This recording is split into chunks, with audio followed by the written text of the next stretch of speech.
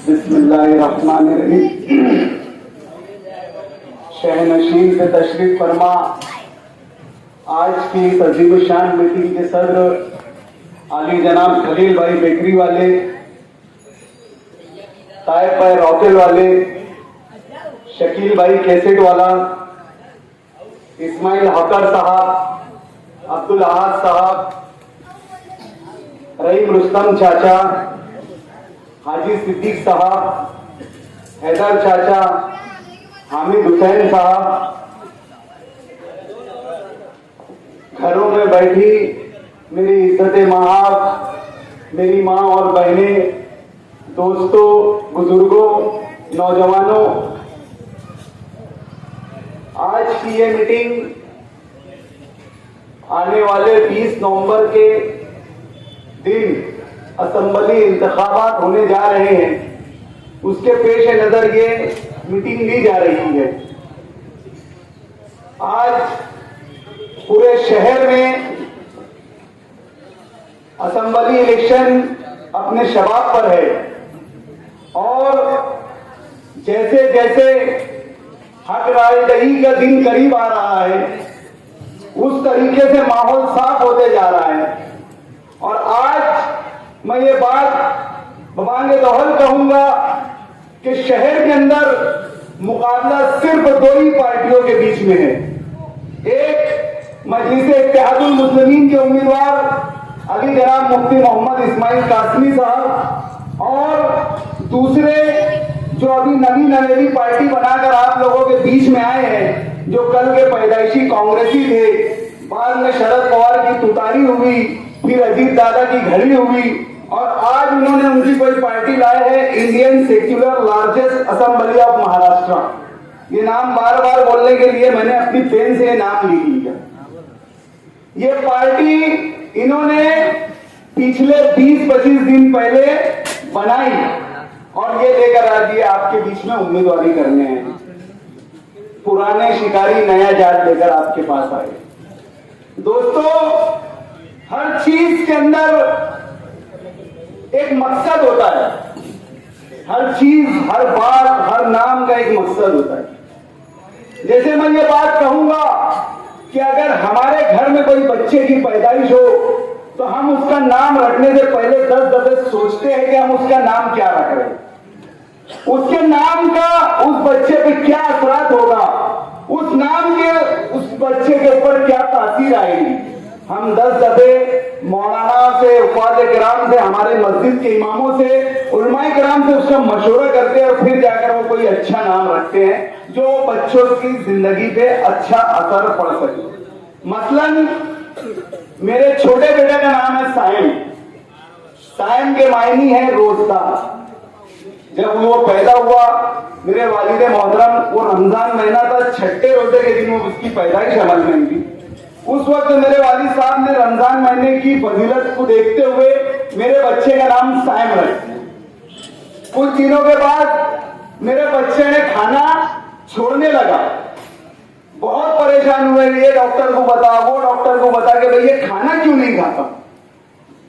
बहुत सारी बातें जहन में आने के बाद अचानक एक दिन अब्दुल मालिक भाई के जहन में आया कि भाई बच्चे का नाम साइम है और साइम के मायने है रोजगार, तो कहीं ये उसके नाम की उसके ऊपर असर हो रहा है, इसलिए वो खाना नहीं खा रहा। तुरंत अर्जेंट में उसके नाम के आगे मोहम्मद साइम लगा दिया। देखो, मैं जो बात बोल रहा हूं ना, इसको सोचने की और समझने की बात है। अगर आप अपने जहन को खुला रखकर मेरी बात समझने की कोशिश करेंगे तो मैं जो बोलना चाह रहा हूं वो आपको बहुत बआसानी समझ में आएगी। आज Indian secular largest assembly of Maharashtra लेकर एक नई पार्टी आपके बीच में आई।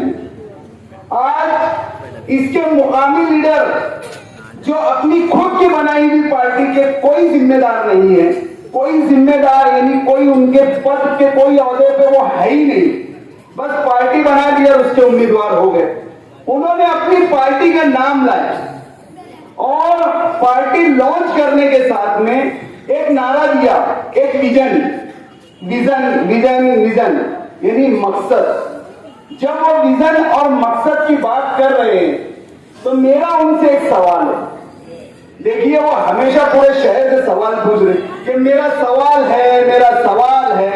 ये बहुत सवाल पूछ रहे थे। अल्लाह पाक ने उनको घुमा फिरा के जवाब देने पे मोहताज कर। ये घूम फिर के हमारे जवाबी जल्दों, हमारे सवालों का वो जो सवाल पूछ रहे थे अब वो खुद जवाब देने पे मोहताज हो। तो मेरा उनसे सवाल है, ये जो बहुत सवाल पूछते ना, उनसे मेरा भी एक सवाल है कि जनाब वाली, आपने अपनी पार्टी का नाम रखा, उसका कोई विजन है क्या? उसका कोई मकसद है क्या? उसके नाम का कोई मकसद है क्या? जिस दिन खान साहब तारीख क्या थी जो दिन उन्होंने पार्टी लॉन्च किए थे?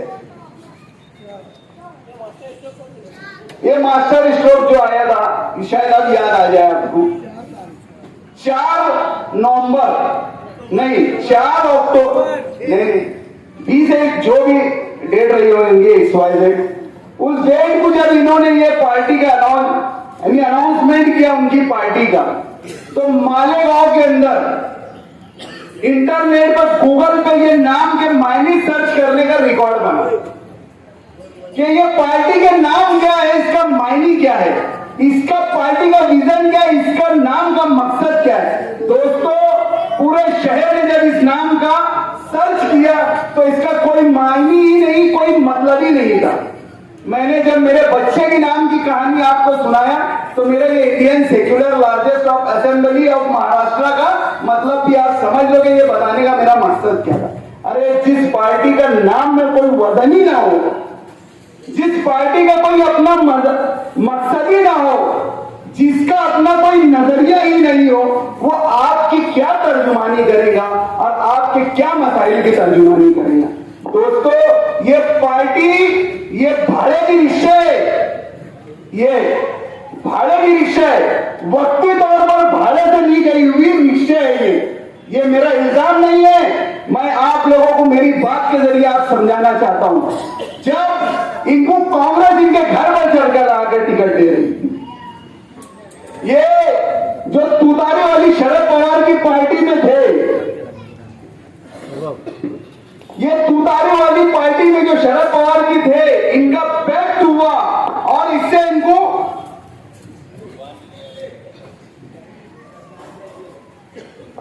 टिकट मिल सकता था, कांग्रेस से इनको टिकट मिल सकता था। इनको शरद पवार ने अपने पास बुलाकर बैठाया कि तुमको पार्टी छोड़ने की जरूरत नहीं है, अगर मेरे सिंबल पे आपको टिकट नहीं मिलेगा तो मैं आपको कांग्रेस से टिकट दिला के दूंगा।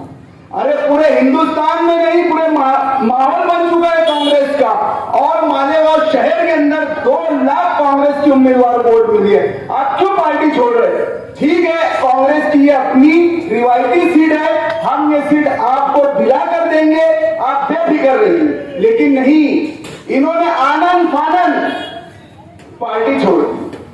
क्यों पार्टी छोड़ दी? ये ओरिजिनल में बीजेपी के एजेंट है। इन्होंने कोई मकसद नहीं है इनके नाम का पार्टी का, बस पार्टी बनाना है, कोई भी तरीके से हरा झंडा लाना है और ऐसा कोई नाम लाना है जिससे मुसलमानों के जज्बात मगलूब हो सके और शहर के अंदर एक मददी जज्बात का फायदा उठाया जाए और वोट हासिल की जाए।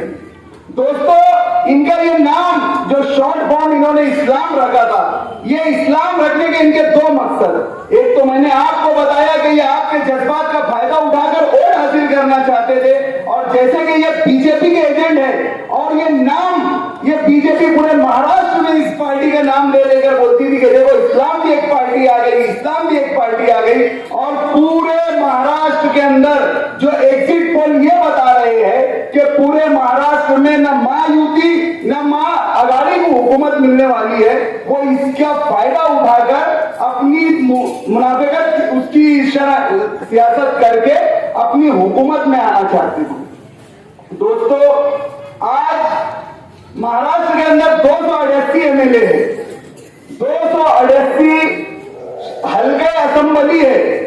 अजीत दादा पवार ने पूरे हिंदुस्तान, पूरे महाराष्ट्र के अंदर कहीं सोलार के लिए बजट नहीं दिया। अरे ये वो बीजेपी ने ये सोलार का बजट दी जो मुसलमानों के आंख पोंछ कर देगी, जो मुसलमानों के खान पान रहन सहन हर चीज को नजर गड़ा के रखेगी, वो मस्जिद को 5 करोड़ रुपया सोलार का बजट देगी। ये खुश होने का मौका नहीं है, ये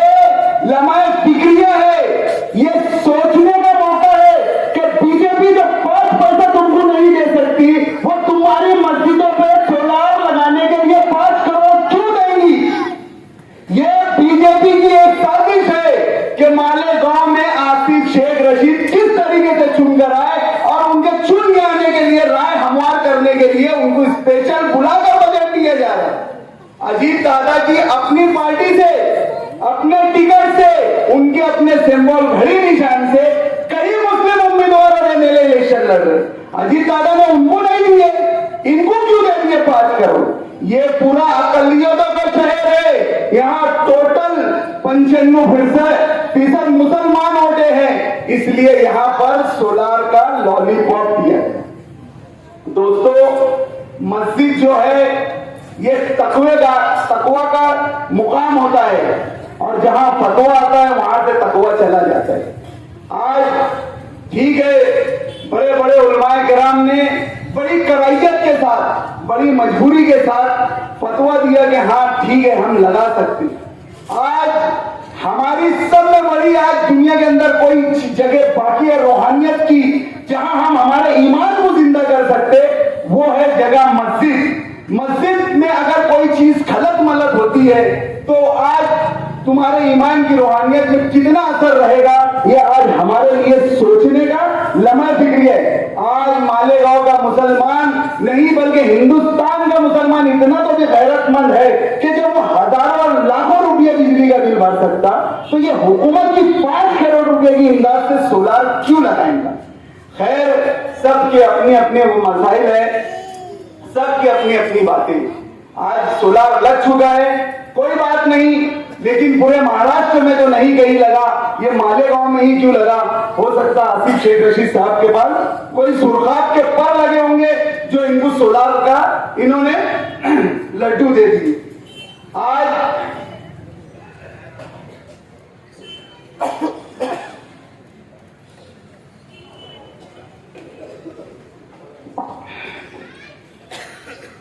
असेंबली इलेक्शन के अंदर महायुति का जब गठबंधन हुआ तो ये सीट हमेशा से बीजेपी के लिए जाती थी। यहां से बीजेपी का उम्मीदवार दिया जाता था, भले वो 4000 5000 ही वोट क्यों ना ले, लेकिन ये सीट बीजेपी की रहती थी। लेकिन अब जब गठबंधन बना, जहां पर कांग्रेस ने अपनी रिवायती सीट नहीं छोड़ी, समाजवादी तो उन्होंने पेट तोड़ना पसंद कर लिया लेकिन अपनी सीट नहीं छोड़ी, वहीं बीजेपी ने यह सीट अजीत दादा गढ़ के राष्ट्रवादी को दी, अजीत दादा के राष्ट्रवादी को दे दी। अजीत दादा के पास यहाँ के मुकामी लोग थे, उम्मीदवारी करने वाले लोग थे। इस्राइल इस्सू साहब, मैं नाम लेकर बोल रहा हूँ, इस्राइल इस्सू साहब अजीत दादा पवार साहब से जाकर मिले, उन्होंने इंटरव्यू दिया कि मैं आपकी पार्टी से यहाँ पर उम्मीदवारी करने का ख्वाहिशमंद हूँ। हर कोई लीडर ये चाहता कि भले मुझे वहां पर मेरा उम्मीदवार चुनकर नहीं आ सकता, लेकिन इलेक्शन कमीशन के अंदर मेरी पार्टी की पोजीशन मजबूत रहे, कुछ न कुछ वो वहां से वोट ले ले जो मैं बता सकूं।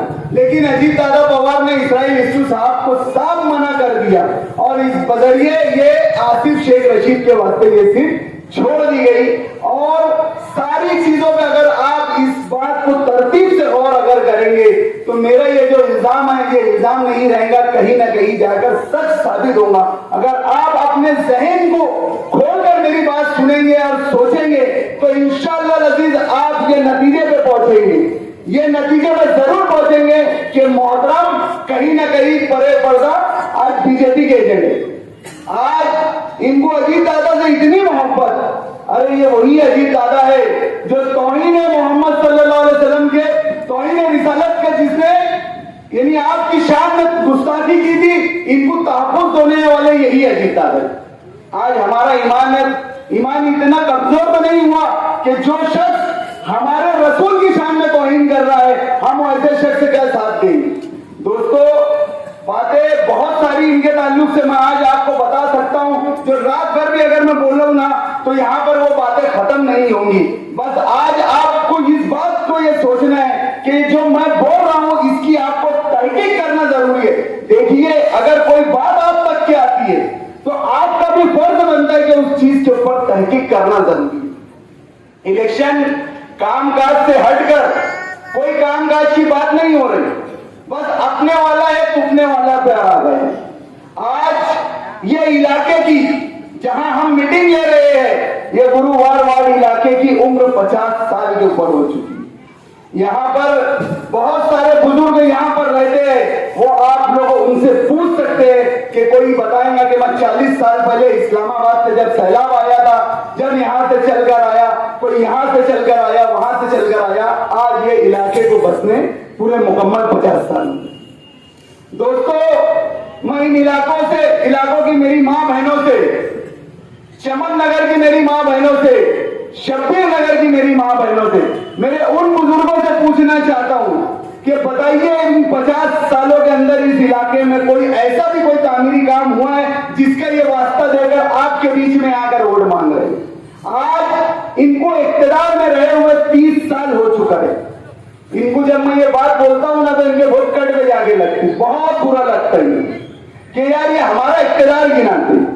अरे आपके वालिद मोहतरम 1994 से 1996 तक के सदर बल्दिया रहे, 1999 से लेकर 2009 तक के वो एमएलए रहे, उस बीच 2.5 साल आप भी मेयर रहे, उसके बाद 2014 से 2019 तक आप खुद एमएलए रहे, उसके बीच में 2017 से 22 तक आपके वालिद मरहूम भी मेयर रहे, और आखिर में आपकी वालिदा मोहतरमा भी मेयर रही।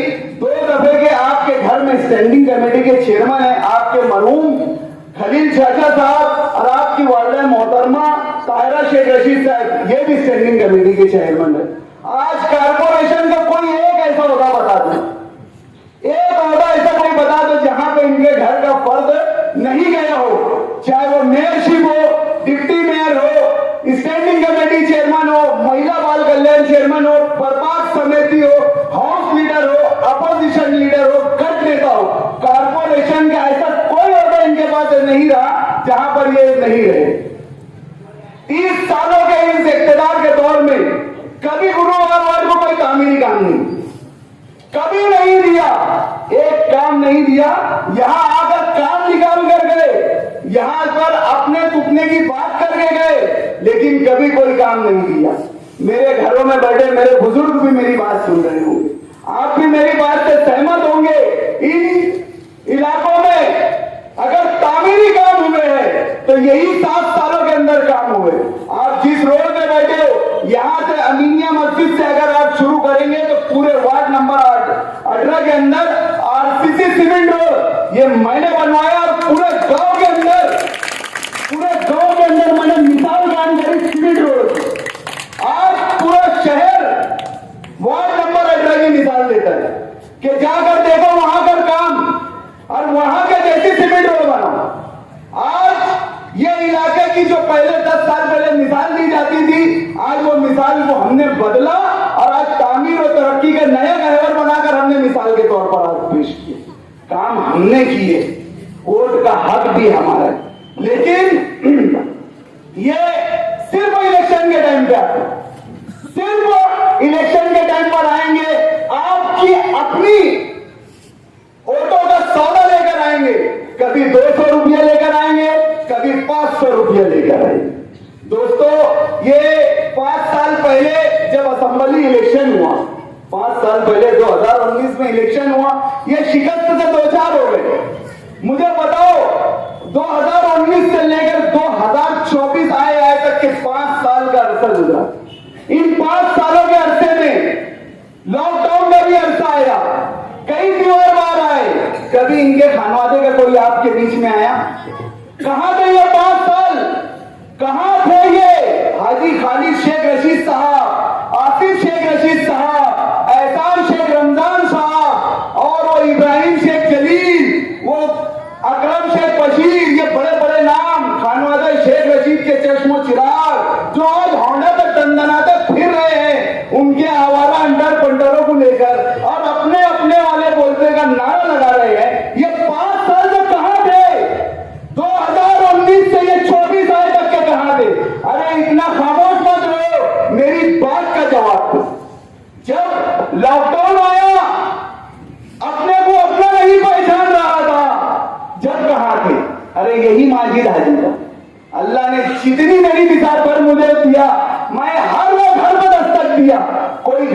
कोई बता नहीं सकता कि मैंने ये घर छोड़ कर दिया, कि वो घर छोड़ कर दिया, कि ये करा वहां नहीं करा। आपके हर सुख दुख में हम यहाँ रहे।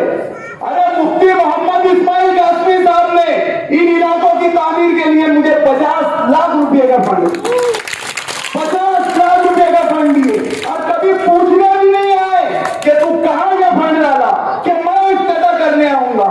उनसे लोगों ने बोले कि चलो वार्ड नंबर 18 के कामों का हम इफ्तिताह करेंगे। मुफ्ती साहब बोले वहां माजी दादी काफी है, उसको दे दिया, मुझे उसके बाद जाने की जरूरत ही नहीं है। वो कोई नाम नमूद के लिए आपके बीच में नहीं है। मैं काम बताता हूँ ना, 50 लाख रुपए का काम कहां दिए। जाफर बिन अब्दुल अजीज मस्जिद से लगकर नांदेड़ी स्कूल तक के 20 लाख रुपए के बजट से उन्होंने काम किया। ये जो रोड है, ये यहाँ पर मज्जू भैया के दूध की दुकान से लेकर सैलानी चौक तक के इन्होंने 8 लाख रुपए का मुफ्ती साहब ने मुझे बजट दिया। 30 लाख रुपए का बजट अमीनिया मस्जिद के पीछे वाली गली, डॉक्टर अफजाल के पीछे वाली गली, नवाब बेकरी के पीछे वाली गली, इसके लिए उन्होंने 30 लाख रुपए का फंड दिया। हाजी कमल साइकिल वाले साहब के आज शादी होने की वजह से वो काम हमने पेंडिंग कर दिए। उनके आज शादी हो जाएगी इंशाअल्लाह, वो काम हम वहीं उनके हाथों से, हाजी कमरुद्दीन साइकिल वाले साहब के हाथों से ये काम हम शुरू करेंगे। रिजल्ट कुछ भी, काम पर बात होनी चाहिए।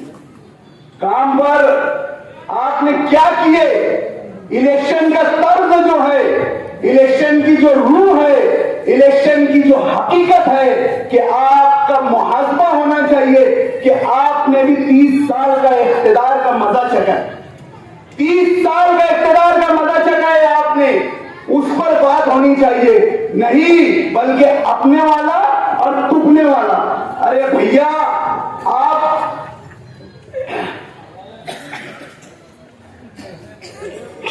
आप जब एमएलए थे ना, इन्हीं इलाकों से आप जहां रहते ना, वहां भी आपके मुंह में काली पोते थे लोगों ने। लेकिन यही गुरुवार का इलाका है जो 2014 में तुम्हारी इज्जत बचाया था और तुम 14,000 की लीड से चुन कर आए। लेकिन 2014 से 2019 तक बताओ ये गुरुवार वार्ड में तुमने बतौर एमएलए क्या दिया? ये माचिस के खोखों को छोड़कर, ये माचिस के खोखे स्टडी सेंटर बंद कर दिए। एक यहां पर है, एक मुकुंदवाड़ी में है और एक खालिद बिन वलीद ग्राउंड में। ये माचिस के खोखे बनाकर जो अच्छा शादी हॉल बन सकता था, वो जगह को भी इन्होंने माचिस का खोखा बनाकर स्टडी सेंटर के नाम पर चले। ये 3 स्टडी सेंटर के अलावा आपने गुरुवार वार्ड में क्या दिया? आपने तो ये नया पूरा इस्लामपुरा पक्के वाले को काम लिया आपने। ये स्टडी सेंटर है, ये देखो, ये स्टडी सेंटर का मतलब क्या है कि यहाँ की बस्ती में बसने वाले सभी गरीब बच्चे यहाँ आकर स्टडी करेंगे, क्योंकि यहाँ की बस्ती छोटे छोटे घर है, लाइट पावर नहीं रहती।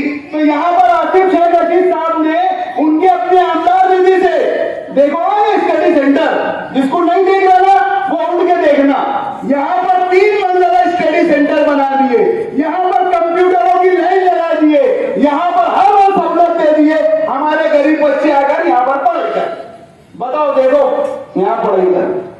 और ये स्टडी सेंटर है, ये गुरुवार वार्ड का स्टडी सेंटर है। आप जाके देखो बकरीदी मंदिर के सामने वाला स्टडी सेंटर, जाकर देखो। अरे गुरुवार वार्ड के लोगों, अगर तुम में थोड़ी भी गैरत जिंदा है तो जाकर देखो नया पूरा बकरीदी हाजी मस्जिद के सामने का स्टडी सेंटर। हर तमाम सहूलतों से आरिस्ता है वहां पर कंप्यूटर है, वहां पर पावर जाए तो इन्वर्टर का इंतजाम है, वहां हर चीज की सहूलत है। बच्चे आए तो उनको ठंडे गर्म पानी पीने की मशीन है, जिम खाना बना के दिए, क्योंकि वो पक्के वार्ड से चुन कर आए थे ना, तुम्हारी ओर से चुन के आए थे वो, तो सहूलत भी वही देंगे ना, ये गुरुवार वार्ड में क्यों देंगे? अरे मेरे गयूर नौजवानों, मेरी माँ बहनों, खुदारा तुमको होश के नाखून लेने का वक्त है। ये अपना और तुमना दुनिया का वक्त नहीं है। हम एक अल्लाह, एक रसूल, उसको मानने वाले, उस एक रसूल को मानने वाले जिसने अपने आखिरी खुतबे में अपने हज्जतुल विदा के मौके पे कहा था कि किसी काले को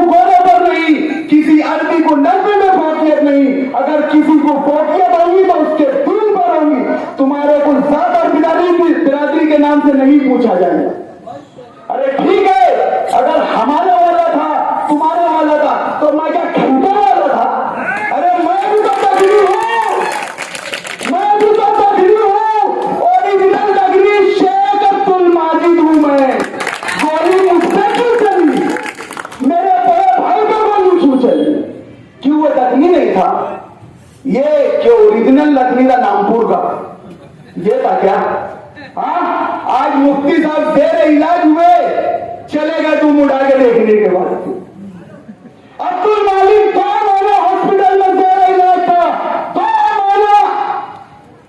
कहां था तुम्हारी गैरत ईमानी नहीं थी, दखलियत नहीं थी तुम्हारे अंदर? अरे किसने मारा, क्या मारा, वो पुलिस तहकीक करेगी। तुमने फैसले में, तुम्हें नतीजे में पहुंच गए, तुम्हारे घर पे डब्बा बुला के बैठा लिए।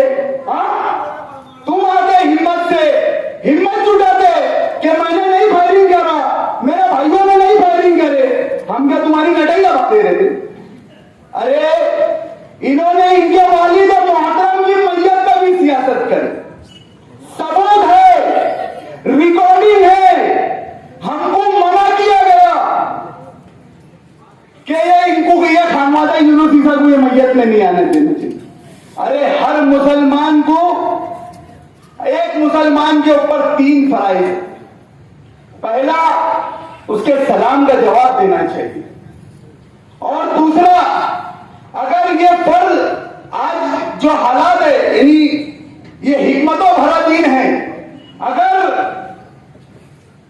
किसी मुसलमान की मैयत हो जाए तो उसमें शरीक होना, अगर ये सारे मसाइल ना होते ना तो एक मुसलमान को दूसरे मुसलमान की मैयत में शरीक होना फर्ज रहता था। लेकिन इन्होंने मैयत में आने, इनके चाचा शेख खलील की टाइम में हमको मैयत में आने के लिए रोक दी।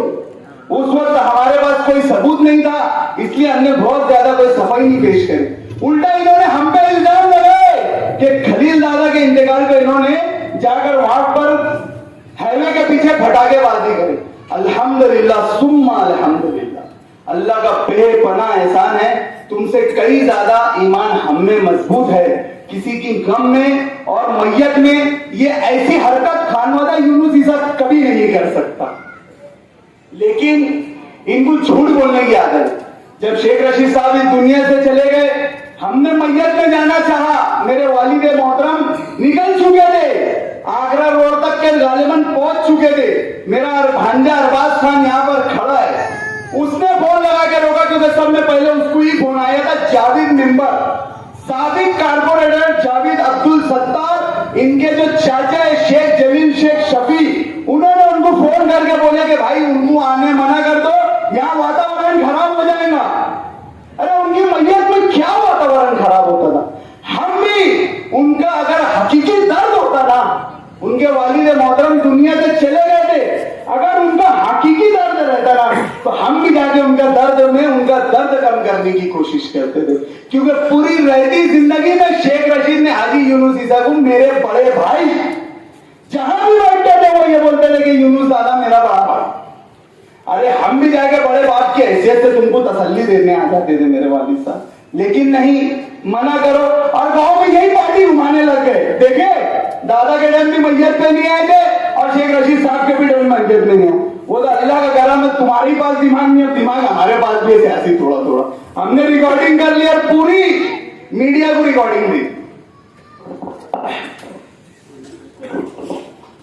आज इलेक्शन है, इलेक्शन जैसी बातें होना चाहिए। इन इलाकों के अंदर चमन नगर है, चमन नगर के अंदर जब शेख रशीद साहब एमएलए थे तो यहाँ की मेरी माँ बहनें उनके पास गई और उनसे कहा कि हमारे इलाके के अंदर पानी की बहुत सख्त तकलीफ रहती है, और उन्होंने उनसे उनकी शिकायत करे कि यहाँ पर पानी की पाइपलाइन ला दो और कोई भी हिम्मत से यहाँ रोड गटर बना। मेरी माँ बहनों, चमन नगर वालों, याद है ना ये बात कि मैं कोई गलत बात बोल रहा हूं? नहीं तो अब भी जवाबी मीटिंग लेकर आएंगे, 2-4 को खड़ा करके बोलेंगे झूठ बोल रहे। यहां पर ये गए थे और उनको क्या जवाब देकर बोला गया कि ये ओपन स्पेस है, ये ओपन स्पेस है, यहाँ काम नहीं हो सकता, यहाँ पानी की पाइपलाइन नहीं डाली जा सकती। अरे यही बात भी डाली है कि अमृत योजना के अंदर मैंने पाइपलाइन भी लाया, गटर भी बनाया, रोड भी बनाया और खंभे भी खड़ा करके लाइट का इंतजाम कर दिया। आप इलाके का नाम लीजिए, मैं काम बताता चले जाऊंगा। यहां से लेकर वहां तक के सिर्फ और सिर्फ मेरे गांव में 3 मेंबर 4 मेंबर चुन के आए थे। हमीदा भी, इसराइल, अजीज पहलवान और मैं खुद माजिद आजी, ये 4 मेंबर चुन के आने के बाद ये चारों नंबर में खड़े रहना यहाँ पर और अपने अपने काम बताना कि इन्होंने ये इलाके में कहां काम करे, कौन से इलाके में काम करे, कहां काम करे। गधे के सर पे से सिंह भी जितनी स्पीड में निकाय होती उतनी स्पीड से याद है चुप चुप फुक कोई आओ वाला पाव वाला ये वाला वो वाला सब गायब हो। काम साल 5 साढ़े 7 साल का अर्सा हो चुका है। मैं आप लोगों के बीच में खड़ा हूं, आप लोगों के सुख दुख में खड़ा हूं, आपके हर वो तकलीफों में खड़ा हूं। मेरी माँ बहने जुमा के दिन अगर यहाँ से पावर चले जाती है मुझे फोन करते, कोई आसिफ शेख रशीद खाली राजी को नहीं फोन करते, वो मुझे फोन करके बोलती और तुरंत मैं यहाँ पर काम करता हूँ। हाजी कमरुद्दीन साइकिल वाले साहब अगर 3 से 4 दिन अगर कोई गटर साफ करने वाला नहीं आता तो उनसे जाकर पूछ लो। हाजी सादिक साहब ये मेरे सरपरस्त है, ये लोगों से पूछ सकते हो आप कि ये इनको छोटी छोटी तकलीफ में किसको फोन कर, मुझे फोन कर और दूसरे फोन पे इनके काम करते। दोस्तों काम की बुनियाद पर इलेक्शन होना चाहिए और जिसने काम किया है ना उसके साथ रहना चाहिए। अरे मुफ्ती साहब मेरे लीडर है, वो 5 साल मजलिस इत्तेहादुल मुस्लिमीन के एमएलए रहे, हम उनकी कयादत में चले, मैंने उनसे 50 लाख रुपए का बजट लेकर आया, तो कैसे बोलते कि आप उनका हक नहीं है वोट देना, जब उनका वक्त आएगा तब दे देंगे, माजी राजी का वक्त आएगा जब दे देंगे। अरे मैं तो उनकी नुमाइंदगी यहाँ कर रहा ना, मैं है ना आपके लिए आपके बीच में। आपको कभी एमएलए की जरूरत पड़ने दिया क्या? आपके पुलिस स्टेशन के मसाइल, आपके हॉस्पिटल के मसाइल, आपके बॉम्बे के हॉस्पिटल के मसाइल, आपके हैदराबाद के हॉस्पिटल के मसाइल, जहां जहां आपको एक एमएलए की नुमाइंदगी की जरूरत महसूस हुई, मैं से कहीं 100 नाम लेकर आपको गिना सकता हूं कि मैंने हजरत मौलाना मुफ्ती मोहम्मद इस्माइल साहब का किसको लेटर ला कर नहीं किया, किसका उनके फोन पर तहसील का परान का हर सरकारी दरबारी काम मैंने मुफ्ती साहब का वहां से नहीं करवा दिया। मैं आप लोगों को नाम लेकर बता सकता हूं, जब मैंने उनकी नुमाइंदगी किया, मैंने यहाँ पर उनका ही नाम से हम वो हमारी लीडरशिप में हम चले, तो फिर क्यों नहीं उन्हीं के हस्ते तो मैं यहाँ पर काम कर रहा था ना 7.5 साल से। आपके हर वो मसाइल, आज कारपोरेशन का बॉडी खत्म होने 2 साल हो चुके हैं, ये 2 साल खत्म होने के बाद भी मैंने 2 से 2.5 करोड़ रुपए का बजट लेकर आया और अभी काम डाला है, काम चालू होने वाले सारे ये सब काम तो मैंने करके दिए ना। कौन सा खालिद राजी था, कौन सा शेख आसिफ था, कौन था मुझे बताओ तो सही। तुम्हारी ये जो सीमेंट रोड पे तुम बैठे ये मैंने बनाया, पीछे वाली सीमेंट रोड मैंने बनाया, ये चमन नगर की ये गली वाली सीमेंट रोड मैंने बनाया, ये पीछे की अहमदिया मस्जिद वाली ये अय्यूब नगर मेन रोड, अय्यूब नगर, अमनपुरा, इसी तरीके से गांधी नगर, चमन नगर, शब्बीर नगर, कोई एक इलाका तो बोलो जब मैंने काम नहीं किया, कोई एक इलाका है जहां मैंने काम नहीं किया? पूरा मुकम्मल 100% मैंने आप लोगों को काम करके दिया। तो जब आज हमने काम किए ना तो आज हमारा सिला मांगने का वक्त है आपसे। एक किसान साल भर मेहनत इसलिए करता है कि उसकी जब फसल कटे तो उसको उसकी उजरत सही ढंग से मिले, उसको उसका मेहनताना सही ढंग से मिले। अरे हमारी क्या भूख है, हमारी क्या चाहत है? हमारी भी चाहत यही है ना कि हमने 5 साल आपके काम किए, आपके दुख को अपना दुख समझा, भले सुख को सुख नहीं समझा लेकिन आपके दुख को दुख तो समझा ना। तो ये दुख का स्वास्थ्य, ये दुख का सिला हमको आप दो। आज हमारे लीडर को, हमारे पतंग निशान को आप वोट दीजिए। इतनी ये बात आप लोगों से करना है, अभी बात बाकी खत्म, समझे? ये रिक्शा जो निशानी आप लोगों के बीच में लेकर आए हैं और जो चतरे का गाना बजा के बच्चों को नचा रहे, ये नाजेबा हरकत इन्हीं से बड़ी है। ये सारी हरकत जो चतरा का गाना लाकर बजा रहे, ये गाने का मतलब क्या है? कामा व जाइला उशीरा जाइला, बग वही रिक्शा वाला, काम पे जाना है, देर हो रही है, रिक्शा वाला का झक मारा। ये गाने का मतलब है, ये मैं नहीं बोल रहा। और ये गाना बजाए और हमारे बच्चे नाच रहे, ये हमारी तहजीब है, ये हमारी तहजीब है। ये रिक्शा, हमारे लोग भाई बोलते हैं ये रिक्शा MH41 नहीं, ये MH4 है। ये रिक्शा देवेंद्र फडणवीस, नरेंद्र मोदी के खातून खास, आरएसएस की पैदावार, नागपुर जो हेडक्वार्टर है आरएसएस, मालूम ना आरएसएस कौन? जो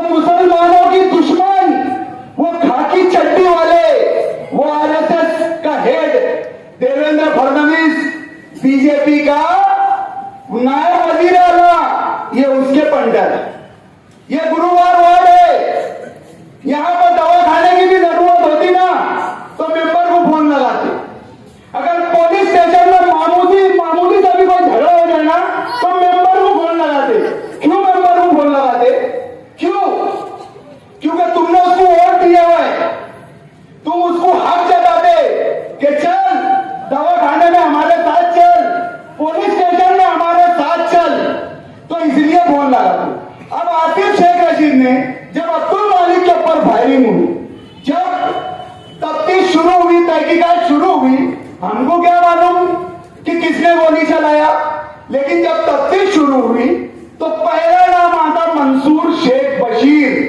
ये शेख रशीद के बड़े भाई है, शेख रशीद शेख शबी बशीर शेख शबी, पहला नाम। दूसरा नाम आता अकरम शेख बशीर, ये मंसूर का बड़ा भाई। तीसरा नाम आता एहसान शेख रमजान, ये तीसरा नाम। इनकी पूरे खानदान, ये शेख रशीद के छोटे भाई है शेख रमजान, मरहूम शेख रमजान। पुलिस की तफ्तीश तहकीकात में नाम आए, हमने कोई फरियाद नहीं दिया। पुलिस स्टेशन में जाके पूछ लेना, गुरुवार वार्ड के लोगों, मेरी माँ बहनों, हमने कोई पुलिस को नाम नहीं दिए कि शेख आसिफ ने गोली चलाया, कि इसने चलाया, कि उसने चलाया। हमको सब मालूम था, हमको बता भी दिया गया था कि तुम पे गोली चलने वाली है, लेकिन बोलते ना चलती बंदूक के हम दहाने पे है, हमको मालूम है हम निशाने पे। हर हाल में हक बात बोलेंगे ना, हमारे ध्यान रखे, मारना है जब चाहे मारो, अकेले घूमते हैं हम, गोली खाने के बाद भी अकेले घूमते। तो ये पुलिस की तफ्तीश जब चली, जब इनके घर के तीनों लोग आ गए, हर बात 27 मई की रात थी ना, 27 मई की रात थी, इतवार का दिन था, पीर में ढल रहा था, जब अब्दुल मालिक साहब के ऊपर फायर हुई और तफ्तीश शुरू हुई। जब इनके घर के नाम आए, पुलिस ने इनके ऊपर जब शिकंजा कसी, तो इनसे भी तफ्तीश हुई आसिफ शेख रशीद से कि भाई आपका भी ना, आपकी भी तफ्तीश होगी। जब इनकी कॉल रिकॉर्ड निकाली गई, पुलिस ने तो कॉल रिकॉर्ड को उठा के रख दी रद्दी में और इनको क्लीन चिट दे दी। लेकिन बोलते ना एक अदालत ऊपर वाले की थी, उसके घर देर है अंधेर नहीं, उसकी लाठी में आवाज दी। जब कोर्ट ने सबके बयानात देखी और इनकी कॉल हिस्ट्री देखी, तो जो इन्होंने आसिफ शेख रशीद ने बयान दिए थे कि जब अब्दुल मालिक के ऊपर फायरिंग हुई, उस रात में 11:30 बजे मेरी तबीयत नासाज होने की वजह से मैं सो चुका था और सुबह उठने पे मेरी बीवी ने मुझे बताया कि ऐसा ऐसा वाकया पेश आया, अब्दुल मालिक के ऊपर फायरिंग हुई। कोर्ट ने जब इनकी पूरी कॉल हिस्ट्री देखी, तो दोस्तों ये 11:30 बजे से व्हाट्सएप पे ऑनलाइन और 11:30 से लेकर सुबह के 12 बजे तक के इनका फोन चालू। हाईकोर्ट ने पूरी नोटिस अंडरटेकिंग करके ये चीज लोकल पुलिस स्टेशन को भेजी कि ये जो आदमी बोल रहा है ये झूठ बोल रहा, इसका बयान और इसका मोबाइल कुछ और बोल रहा, या ये सो गया होगा या इसका मोबाइल दूसरे लोगों ने वापरे होंगे। अब जाकर तुम ही तफ्तीश करो कि इसके मोबाइल का क्या मालूम। जब इनकी तफ्तीश शुरू हुई और इनके कॉल रिकॉर्ड निकाले गए, तो सुबह 7 बजे से लेकर 12 बजे तक के 5 दफे एक नंबर पे बार बार कॉल किया गया। जब मालूम पड़ा, पुलिस ने कॉल लगा के वो नंबर चेक करी कि ये नंबर है किसका, तो मालूम पड़े इनके साथी अप्पा का नंबर, देवेंद्र फडणवीस, वही नरेंद्र मोदी के चहेते बीजेपी के नायब वजीर आला।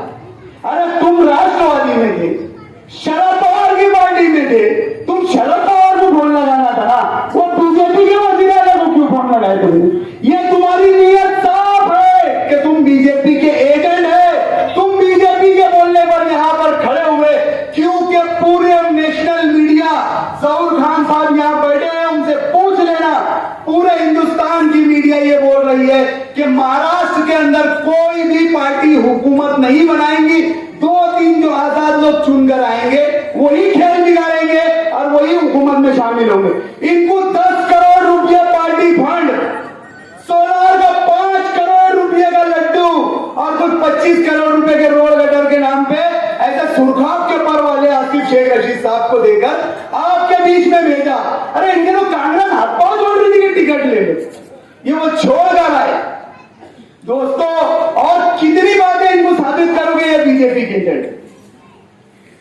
हमें पुलिस की तरफ से सिग्नल मिल चुका है, लेकिन एक मोहब्बती रियायत रहती जो 2-5 मिनट बोल सकते। मैं अपनी आखिरी बात आप लोगों को बोलना चाहता हूं कि दोस्तों आज पूरे शहर के अंदर साहब, ओ साहब, ये तुम्हारे लिए भी बोल रहा, जागरूक कर रहा मैं लोगों को। नशे, बैठो बैठो बेटा, आज पूरे शहर में गुरुवार वार्ड की ये पट्टे में नशे की महामारी है। आज गोली, कुत्ता गोली नामी गोली जो है, ये हमारी नौजवान नस्लों के अंदर घुस चुकी है। आज हमारी नस्लें ये गोली खाकर हमारी नस्ल बर्बाद हो। मेरा आपसे एक छुट्टा सवाल है, वोट आपको देना है, मुफ्ती साहब को दो, एजाज बेग को दो, आसिफ साहब को दो, चलो जाओ किसी को भी दो, मैं आपको नहीं बोलता, लेकिन वोट एक अमानत है, आपको सोचकर समझकर वोट देना है। आज आप देखो इन इलाकों में जो नशे का कारोबार चला रहे, इन इलाकों में जुआ सट्टे का ये कारोबार चला रहे, इनके पीठ के पीछे कौन खड़ा है? तुम गौर कर लेना, उसके बाद जाकर जो तुम समझना है, ये ईमान की गैरत और मजबूत ईमान की तुम्हारी वो रहेगी कि तुम्हारा ईमान कितना मजबूत है। अगर तुम बुराई को मुंह से नहीं रोक सकते, हाथ से नहीं रोक सकते, तो मुंह से बुरा बोलो, और बुरा भी नहीं बोल सकते तो दिल में बुरे को बुरा समझो।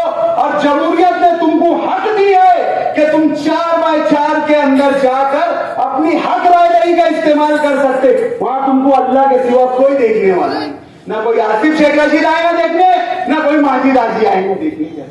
तो आपको अपनी ज़हन की फिरासत खोलकर अपनी हक रायदही का, अपने बच्चों के बेहतर मुस्तकबिल के लिए आपको वोट देना है।